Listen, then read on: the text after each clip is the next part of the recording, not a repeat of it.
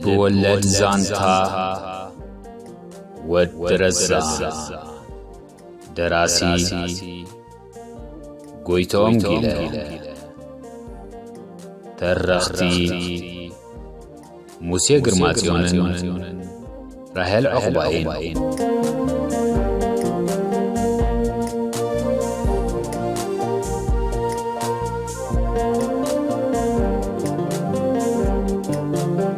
عبيد سهران قالي يخدنني بلت تأديا بانكرو أنا تأمتت إيه كم من تخدنك مامي قالي يابقد معيني كم زراف قدي مس بلتا في الشخيلخة سارونون كعكعيلا سحغت أمو تتزرفة بعل خزمت أخيوس لزخونة تحتادي نسخيخي مامي بلتا اتا ايكونن لب ود تبعتاي نلبي قالن السيتون بملكع الترعد طاوس مالت نغس عواف مسيلا زنبرت سارون الناس عقت دحان حلفنته يسكن عويدا اتو كيربل حجي اتمستات افت طاولا قربيوم اتسالونكا وغنغنا بليو زغوالي بلتا حري مامي إلى سارون كاب كشنينا بسالون مساتوت اتا اقدما زولعتا حداس در في دمصاوي صحي يوحنس ابت فيلا اب كل كفلتات تبالندي مالت تباهيلون ديو ان بلت كدرف صنا حتى لب ولد زانتا ودرزان مبل ميتن عسرتو حدن كفال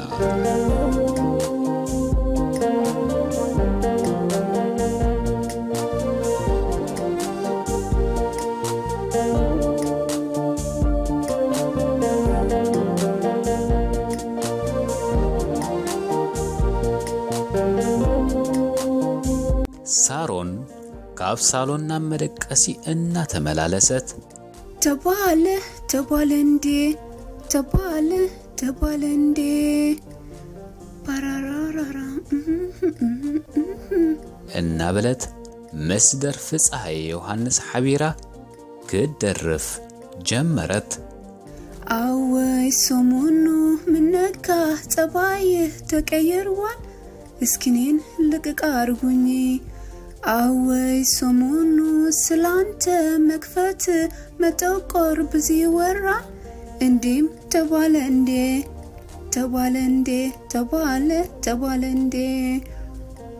بفكر راسون طالة ابد موت تبال قرمن يالو تاسقن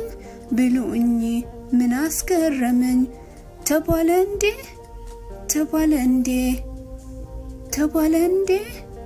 تبالندي بفكر تايزال تبالندي بتشوني اورال تبالندي اي سكما جاوت تبالندي سمقربا يودم تبالندي إلى أن درفت باب عينتو مستتات كتقرب كلا كامبانيلا مالت دولناي كانشلوم بهندبت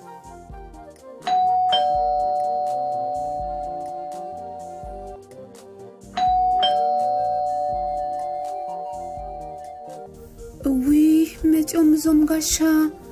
وياني كنتي لكم يجرك رايومي زاماماس بمبال سارون نتحت سيرغونا نتحت قصا انا سحبت اعلبتت معصو خنشلو مستخفتخا من مخانو كيرايت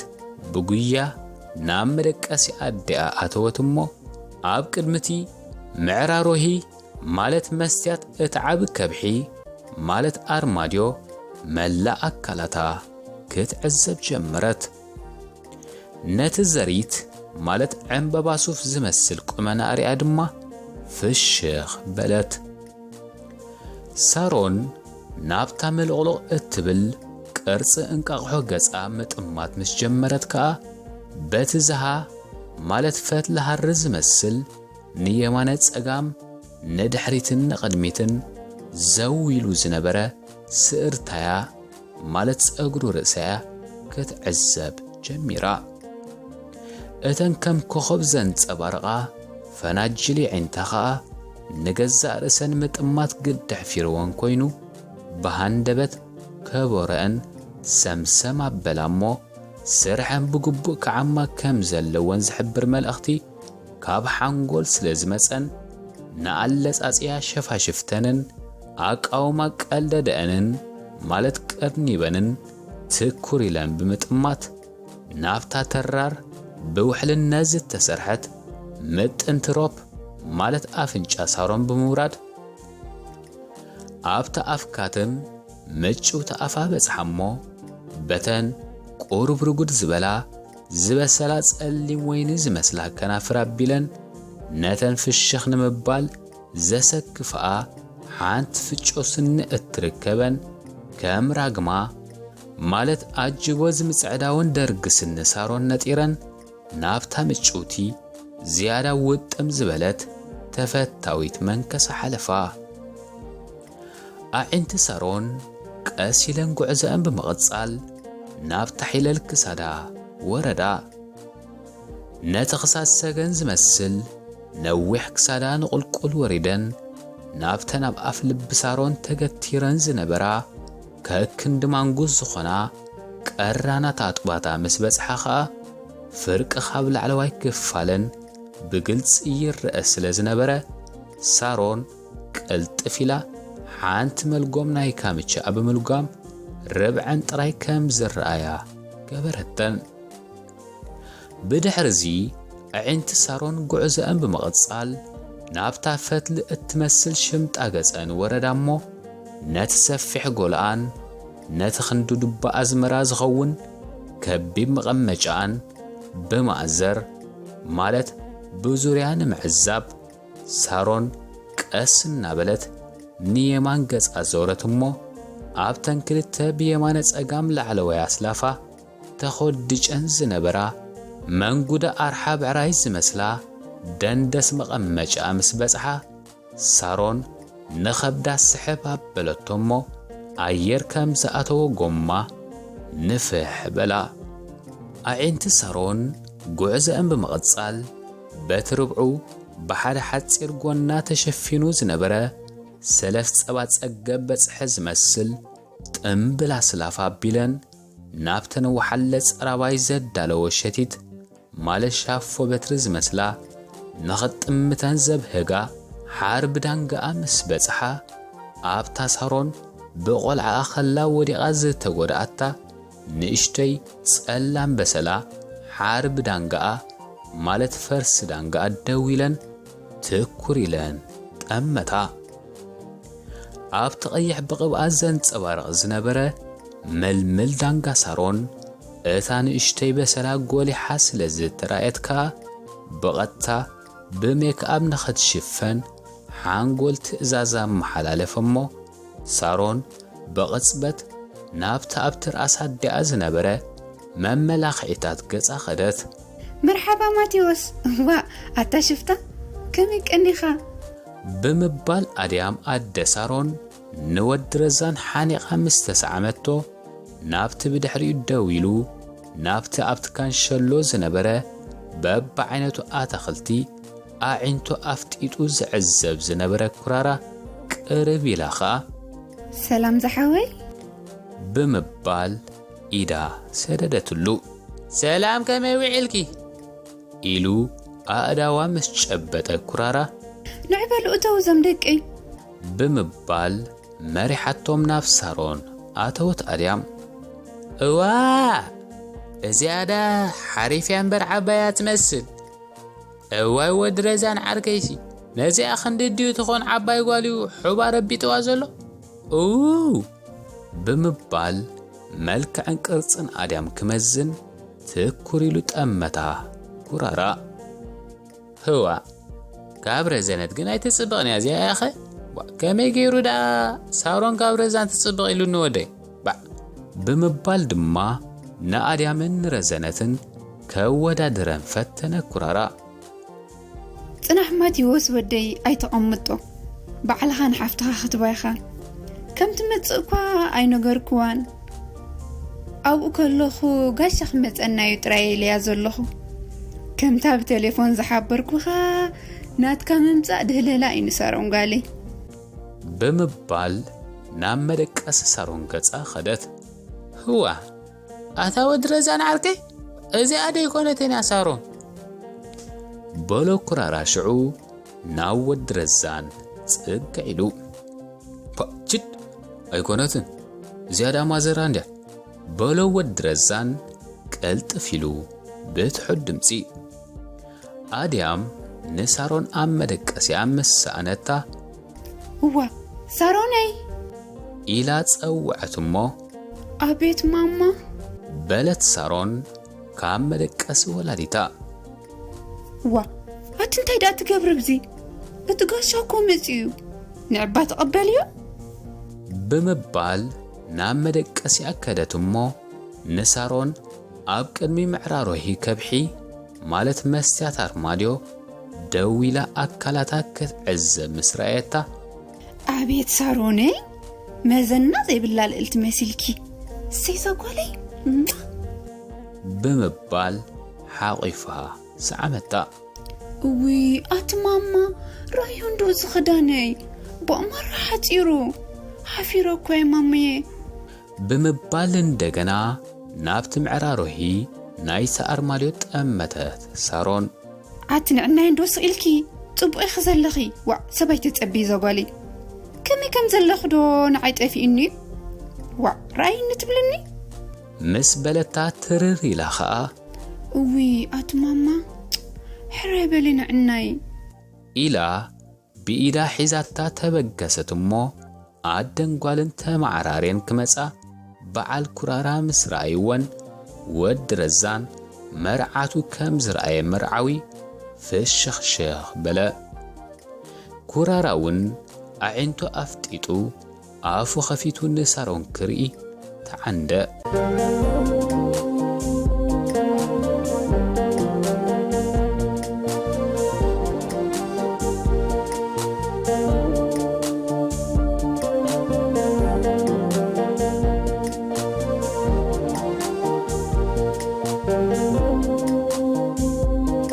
ሳሮን ንወዲ ረዛን ርኢ ምስ ኣበለቶ እዊ ማቲ ሓወይ ኢላ ነዲኣ ቐዲማ ናብ ወዲ ረዛን ገጻ ጐየየት ወዲ ረዛን እውን ነታ እናጐየ ዝመጸቶ ሳሮን ሓቒፉ ምስ ሰዓማ እቲ ሒዝዎ ዝመጸ ሕቋፍ ሙራ ማለት ዕምባባ በኽልተ ኢዱ ዓቲሩ በኽብሪ ሃባ እዊ ቴንኪዩ ማቲ ሓወይ ብምባል እንደገና ሓቒፋ ሰዓመቶ እዚ ኸኣ ነጋባሃል ሰላም በልዮ ዓርከዩ ብምባል ናብ ኩራራ ኣመልከተላ ወዲ ረዛን ነታ ብጸጋማይ ኢዳ ሓቒፋቶ ዝነበረት ሳሮን ሰላም ዝሓወይ ሳሮን ይበሃል ኢላ ፍሽኽ ምስ በለቶ ኸኣ ሰላም ሳሮን ብምባል ኢዳ ጨቢጡ መልክዓን ቆመናን ክርኢ ፈዘዘ ኩራራ ዋ ንዕበሉ ኸፈሉ ምስ በለት እታ ደው ኢላ ንኹሉ ትዕዘብ ዝነበረት ኣደ ሳሮን ከኣ ቴንኪዩ ማሚዬ ብምባል ናብ ኣደኣ ኸይዳ ሓቒፋ ሰዓመታ ሳሮን ወዲ ረዛንን ሳሮንን ተማዕራርዮም ኮፍ ምስ በሉ ኩራራ እውን ብጸጋማይ ጎኒ ወዲ ረዛን ኮፍ በለ ብዙሕ ከይዶንጌ ኸኣ በብዓይነቱ ፍረታት ተመቲሩ ኣብ ሓደ ዓሚቕ ጻዕዳ ቢያቲ ምስ ፋርኬታታቱ ኣብቲ ኣብ የማናይ ጎኖም ዝነበረ ዓብ ጣውላ ተቐረበ እሞ ኣደ ሳሮን መጺያ ንዕበሉ በዚ ጣውላ ንኾን ክንምሳሕ ዞም ደቀይ በለቶም ህዋ ኣታ ወዲ ረዛን ዓርከይ እንታይ ዳ ኣሉ እዚ ዋ ፋታ እንዳሰሮ እንድዩ ዋ ብምባል ሕሽኽ በሎ ኩራራ ንወድ ረዛን ነቲ ዝተመትረ ፍረታት ምስ ረአየ ፈፋርኬቶኦም አልዒሎም ተመቲሩ ዝተቐረበ በብዓይነቱ ፍረታት እናበልዑ ኸለዉ ኸዓ ደድሕሪኡ ተኸኸኽ ዝብል ሱራጌ ማለት መረቕ ኣብ ከኩባዮኦም ምስ ምድማሑ ማለት ምስ ማንኩኡ ተቐረበሎም። ቀፂሉ እቲ ዝምገቡሉ ዝነበሩ ዓብ ጣውላ በብዓይነቱ ምግብታት ክደርደሮ ጀመረ። ንዕሙ ሓንሳብ ሳሮን ጓለይ በለታ ኣዲ ኣሽዑ ነታ ብሓቂ ኣብ ሕፅኖ ዘላ መርዓት ኮይኑ ስለ ዝተሰማዓ ብዘይ ዕረፍቲ ፍሽኽ ትብል ዝነበረት ሳሮን ሕራይ ማሚ ኢላ ሳሮን ምስ ተንሰአት ከዓ ኩራራ ኣፉሃ ሃቢሉ ክጥምታ ዝረአየ ወዲ ረዛን ቧ ኣታ ኩራራ ኣፍካ ባኽደኑ ኸይተፅርፈና ያኸ ቧ ጽቡቕቱ ጋር ሪእኻ ይትፈልጥ እንዲያ ብምባል ጠባበሎ። ህዋ ወዲ ረዛን እዚኣ እኮ ጽቡቕቲ ጥራይ ኣይኮነትን በለ ኩራራ ኣዒንቱ ኣፍጢጡ ቧ እንታይ ዳ ህዋ እንዲኢ ራእያ እሞ እስፖንዳ ኣጥባታ መልክዓ ቅርጻ ቁመታ ቂሓ ፀጉሪ ርእሳ ኣፍንጫ ኣውራ ድማ ዘን ጸለምተ ኸናፍራ ህዋ መጸየን እኮ እዩ ዝመጸካ ዋታታይ እሞ ኽብለካ እውይ ቧ ብምባል ናብታ ኣብ ካንሸሎ ምሰዳኣ ደው ኢላ ትዘራረብ ዝነበረት ሳሮን ክሳዱ ጠውዩ ጠመተ ኩራራ እምባ ኣዝያ ጽቡቕቲ ምዃና ዳ ኣቐዲመ ምሽ ነጊረካ ተኹራራ በሎ ወዲ ረዛን እውን ብጎባ ዓይኑ ናብ ሳሮን እናጠመተ ህዋ ስቒልካ እኮ ኢኻ ከምዚ ዋዛ ጽቡቕትያ ጥራይ ኢልካ ንመልክዓ ዘንጢልካ ወኣታ ዛማዘራ ኽንደይ ተሓስም እያ ኸ በለ ኩራራ በኣግሩሞት ርእሱና ነቕነቐ ህዋ ኢታ ጌራ ህዋ ብቁንጅና ተወዳድራ ያኸ ዕንቁ ባሕሪ ትመስል ሕርማስ ኣብ ገዛ ዓጽያታ ስቕ ትብል ያኸ ኣነ ርግጸኛ እዚያ ብመልክዕ እንተተወዳዲራ ካብ ዓለም ቀዳመይ ተኸን ትወፅእ ኣታ ዝኹሉ ምግብታት ከዳ ንኣና ጥራይ ድዩ ዋላስ ካልኦት ዝመፁ ኣጋይሽ ኣለዉ እዮም በሎ ኩራራ ናብታ ናብኣቶም ገጻ ትመጽእ ዝነበረት ሳሮን ብጎባ ዓይኑ እናጠመተ እንታይ ፈለጥኩን ያኸ ይህልዎ ኾኑ እምበር እዚ ኹሉ ዳ ንበይንና እንታ ኽንገብሮ ወዲ ብምባል ወዲ ረዛን እውን ናብ ሳሮን ጠመተ። ማቲ ሓወይ ዶንጊዶ ተስኡ በሉ መግቢ ሓዙኸን ምሳሕ በለቶም ሳሮን ካበዲኣ ምስ ተመልሰት ሕራኢሎም ምስ ተንስኡኻ ኩራራ ነቲ ኣብቲ ጣውላ ተቐሪቡ ዝነበረ ዓይነት መግብታት ክቖጽር ጀመረ። ኣድያም ኣደ ሳሮን እውን ክልተ ቀይሕን ጻዕዳን ሕብሪ ዘለዎ ከረጺት መሳሊ ጨርቂ ሒዛ መጽያ ንኽልተ መናብር ኣብ ማዕራርያ ምስ ሸፈነተን ንዕሞ ማቲዎስ ወደይን ሳሮን ጓለይን ኣብ ዝኸፈሉ ኣነ ነጋን ከዓ በዝኸፍ ክንብል ኢና ንዓነጋ ወደይ በዝኸፈል ብምባል ከኮፍ መበሊኦም ኣትሓዘቶም። ሩሑስ ጋማ ወዲ ረዛን ዓርከይ ሶሪ ረዛን ሓብተይ ንስኺ ካብ ሎሚ ጀሚርካ ዓባይ ሓብቲ ኢኺ በለ ኩራራ ብልቡ ናብቶም ኣብ መንጽሩ ተማዓራርዮም ኮፍ ኢሎም ዝነበሩ ሳሮንን ወዲ ረዛንን እናጠመተ ኩራራ ብተወሳኺ ክልተ ዓይነት ዊስክን ካልእ ንሱ ብቕድሚኡ ርእይዎም ዘይፈልጥ በብዓይነቶም መስተታትን ኣብቲ ጣውላ ተደርዲሮም ረአየ። ህዋ እዚ ዳ ክጭለት ክጨላለጥ እምበር መንዳ ኸናሕስየሉ በለ ኩራራ ሽዑ ብልቡ ናብቲ መስተታት እናጠመተ እሞ ጸሎት ጌርና ዶ ኽንምሳሕ ነጋ ጸሎት ጌርካ ባረኸልና ማቲዎስ ወደይ እኮ በቐዳማይ ሓፊሩ ኣብዩና እዩ በለት ኣደ ሳሮን ናብ ኩራራ እናጠመተት ዋ ኣነ ዳታይ ለኽባርኽ ወሪዱኒ በለ ኩራራ ፍሽኽ ኢሉ እዋ እንታይ ኮንካ ዘይትብል ምስ ወለድኻ ደይኮንካ እንትቕመጥ ሓተተቶ ኣድያም ምስ ወለደየ ዝነብር እሞ ማኣዲ ክትቅረቡ ከለኹም ኣቦኻ ኣይባረኸልኩም እንድዩ ምስ ኣሕዋተይ ንበይንና ማኣዲ እዩ ዘቕረበልና ግን ጸሎት ክገብር ሰምዐ እንታይ ከም ዝብል ገና ይሓስክዎን በለ ኩራራ ከም ሕፍር ኢሉ ሓዞ ዳ ነጋ ወደይ መግብስ ባርሕካና ምስኪንካን ይኽብላዕ ዘለዎ ብሓቂ ብልበይን ብኢደይን ግን ኩሉ ግዜ እኮ እየ ዘመስግን በለ ኩራራ ሕራይ ጽቡቕ ሳሮን ጓለይ በሊ ጸሎት ግበርልና ብምባል ርእሳ ደፍአት ኣደ ሳሮን ሕራይ ማማ በስመ አብ ወወልድ ወመንፈስ ቅዱስ አሐዱ አምላክ አሜን ኣብ ሰማያት እትነብር አቦና ስምካ ይቀደስ መንግስትኻ ትምጻእ ፈቃድካ ከምቲ ኣብ ሰማይ ከምኡ ድማ ኣብ ምድሪ ይኹን ናይ ዕለት እንጀራና ኣብ ትጽባሕ ሃበና ንሕና ንዝበደሉና ኩሎም ይቕረ ንብል ኢና እሞ ሓጢኣትና ይቕረ በለልና ካብ ክፉእ ኣድሕነና እምበር ኣብ ፈተና ይተእትወና ንዘይብሎም ከም ዝናትና ክፈጥረሎምን ክዝክሮምን ልምን ዝበላዕናዮ ንነፍሲ ዝጸለናዮ ንጽድቂ ክበረልና ኣሜን ብምባል ሳሮን ጸለየት ኣደ ሳሮን ብድሕሪ ጸሎት ካሜራ ማለት መስአሊት ኣምጽያ ንሳሮንን ንወድረዛንን ደጋጊማ ሰኣለቶም ንኹራራ ሰኣለና ኢላውን ንኽልቲኦም ሓቒፋ ተሰኣለት ወድረዛን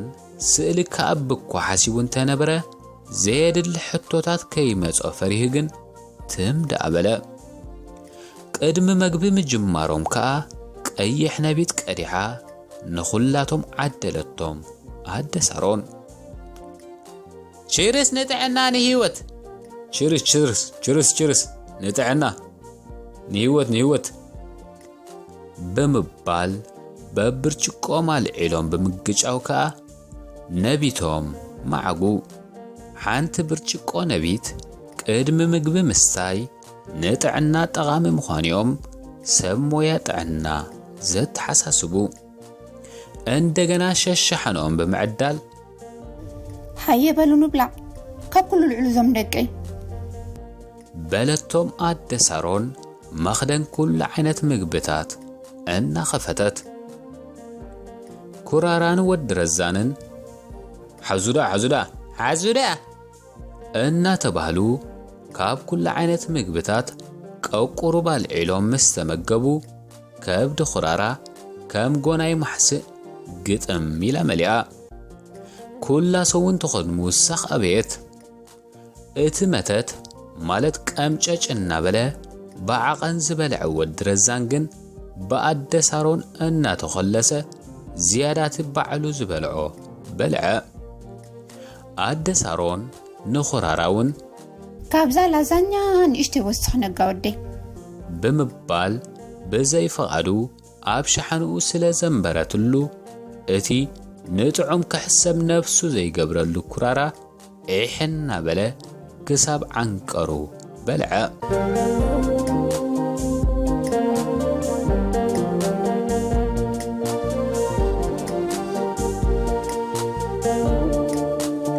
እታ ክበልዑን ከለዉ ኣእዳዎም ዘሕጸበቶም ሉጺት ማለት ሰራሕተኛ ገዛ ተመጊቦም ምስ ወድኡውን እንደገና ሳምናን ማይን ሒዛ መጽያ ኣእዳዎም ኣሕጸበቶም ኣድያም ዘዝደልይዎ ዓይነት መስተ ባዕላቶም ክመርጹ ምስ ሓበረቶም ከዓ ኩራራ ቺቫስ ዝዓይነቱ ዊስኪ ክመርጽ ከሎ ወድረዛን ከዓ ቮድካ ዝብልዎ መስተ ራሻ መረጸ ሳሮን በሊሲ ሕሸኒ ማማ በለት ኣብ መወዳእታ ከዓ ኣድያም ኣደ ሳሮን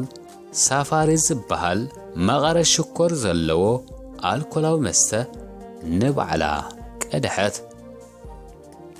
ኩላቶም መመስቶም ምስ ሓዙ ኸዓ ብብርጭቆኦም ጨቢጦም ብምትንሳእ ብሓባር ቺርስ ኢሎም ብርጭቆታቶም ኣጋጨውዎ። ንዑና ይበሉ በቲ ሳሎን ንኹን ኣብኡ ኮይና ቡና ክንሰቲ ዞም ደቂ ምስ በለቶም ኣደ ሳሮን ከዓ ካብቲ ምግቢ ዝበልዕሉ ገፊሕ ጣውላ ተንስዮም ናብቲ መርፈቕ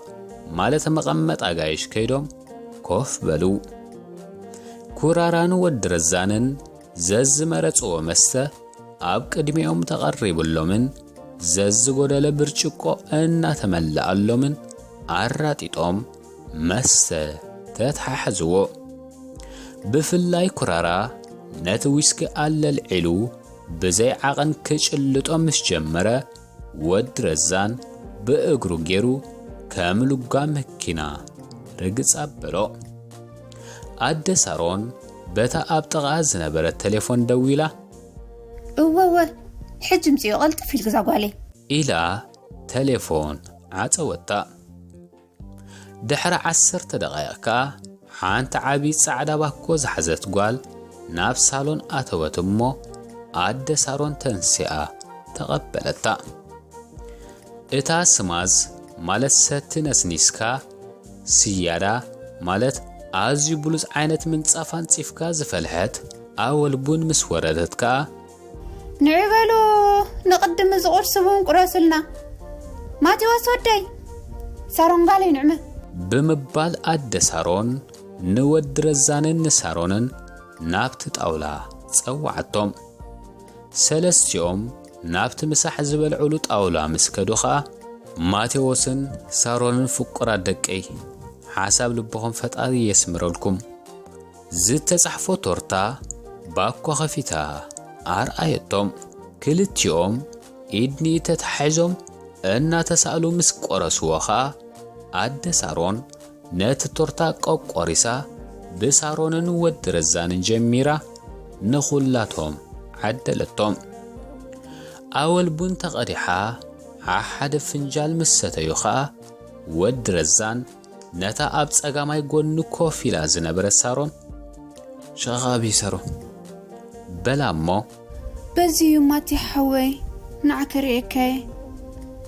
ኢላ መሪሓቶ ናብቲ ኮሪደር ናይቲ መደቀሲ ክፍልታት ገጻ ከደት። እቲ ደድሕሪኣ ዝስጉም ዝነበረ ወዲ ረዛን ሽዑ ቅርጽን ኣካይዳን ሳሮን እምብዛ ስለ ዝማረኾ እዋይ ኣቡነ ፊልጶስ ኣቦይ ዋታ ዛጓል ከተጸልለንያ ዋታ ታይ ዝገብሮ ዋታ ረዛነይ ወላሓን ኢሉ ሓሳባቱ ከይመልአ ብምቁራጽ ባህግን ስምዕትን ልቡ ክገንሕ ፈተነ። ወዲ ረዛን እዋይ ተካል ፈተና እውእ ድማ በለ መስምዕቱ እናተቓለሰ ብትሑት ድምፂ እዚ ሽንቲ ቤትና ማቲ ሓወይ ብምባል ጓጓኣ ማለት ኣፍ ልባ ገቲራ ኣብቲ ኣፍ ደገ ናይቲ ዓይኒ ምድሪ ደው በለት ሳሮን። ወዲ ረዛን ጉንጽ ኣቢልዋ ከኣቱ ኸሎ ኸዓ ብኢዱ ስሒባ በቐጥታ ሰዓመቶ። ንሱውን በኽልተ ኢዱ ሓቒፉ ክስዕማ ጀመረ እሞ ነቲ ኣብ ኣፍ ደገ ዓይኒ ምድሪ ኾይኖም ዝጀመርዎ ምስዕዓም ብናህሪ እናቐጸሉ በብቕሩብ ናብቲ ኮሪደር ገጾም ወፁ። ወዲ ረዛን ስሒቡ ናብቲ መንደቕ ናይ መደቀሲያ ብምጽጋዕ ካብ ከናፍራ ናብ መንከሳ ብምትሓት ቀጺሉ ናብ ክሳዳ ወሪዱ ብኸናፍሩ እናተናኸፈ መላጉም ካብ ምቻኣ ብምኽፋት መቑለ መታ ማለት ጫፍ ኣጥባታ ብመልሓሱ ትንክፍ ምሰበላ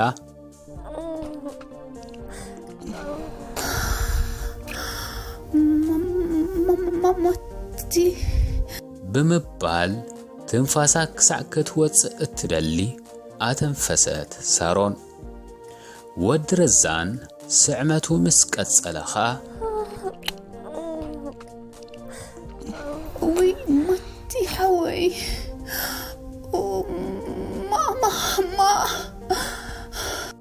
ዝብል ቃላት ከደጋገም ጀመረት ሳሮን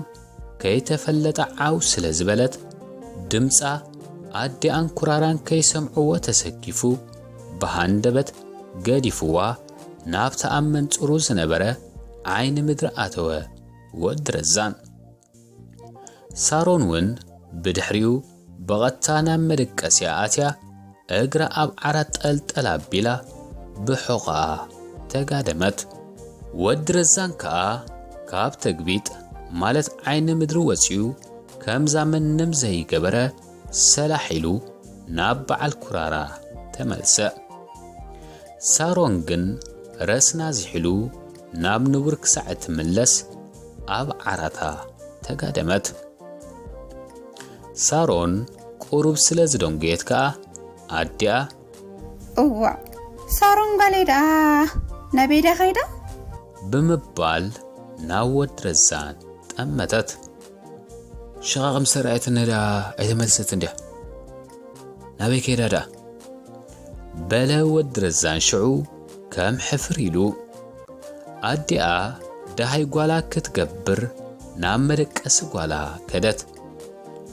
ኣብ ዓራት ተጋዲማ መልተሓ ማለት መዕጉርታ በርበረ መሲሉ መላጉም ካምቻኣ ተፈቲሑ ኣፍ ልባ ጋሂሉ ኣብ ዓራት ብሕቑኣ ተጋዲማ ምስ ጸንሓታኻ ወላዲታ ብቐታ ስለ ዝተረዳ ፍሽኽ ኢላ ንዕበሊ ቡን ወሪዳ ንጽቤክ ለና ሳሮነይ ኢላታ ግምጥል በለት